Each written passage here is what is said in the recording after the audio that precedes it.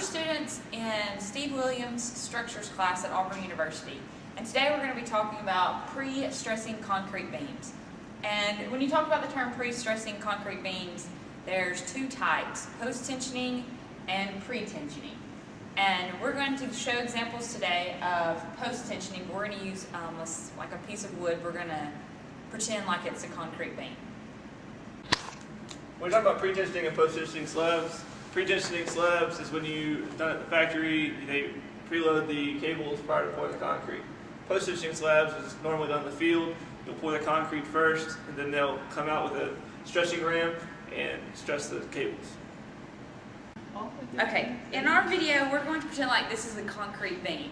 And when learning about concrete beams, we learned that the top is always in compression and the bottom is in tension. And whenever you're talking about pre-tensioning or post-tensioning beams, you can almost eliminate the tension in the bottom of the beam whenever you post-tension or pre-tension, because it causes a camber, and we're going to demonstrate that next in our video. Okay. Now we're going to stress our concrete beam. It's actually a piece of wood, so Ben's going to ratchet it for us. And it's going to create a slight camber in our beam, and once we, I think that's good.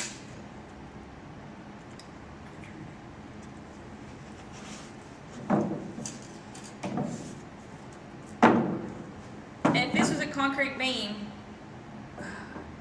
the camber created in the beam will alleviate some of the tensile stress on the bottom.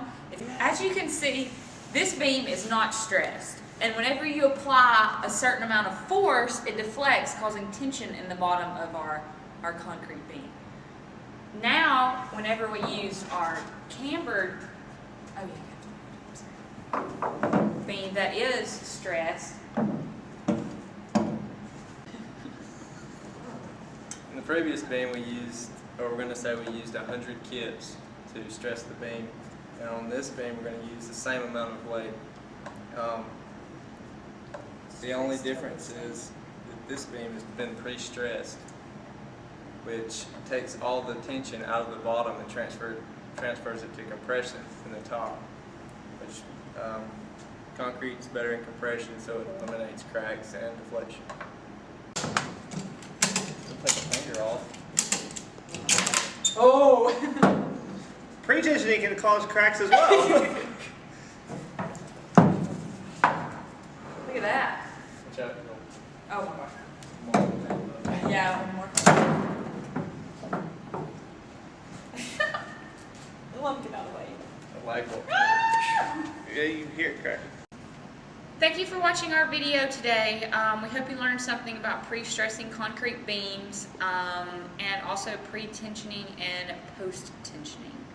Thank you very much. I'm Sarah Richter. This is Ben Shaver and Justin Smith. And I'm Cody Corley. And Cody Corley's the videoer.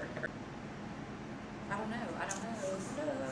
What are you talking about? 100 kips that we created the Okay, say you withstand 100 kips or whatever.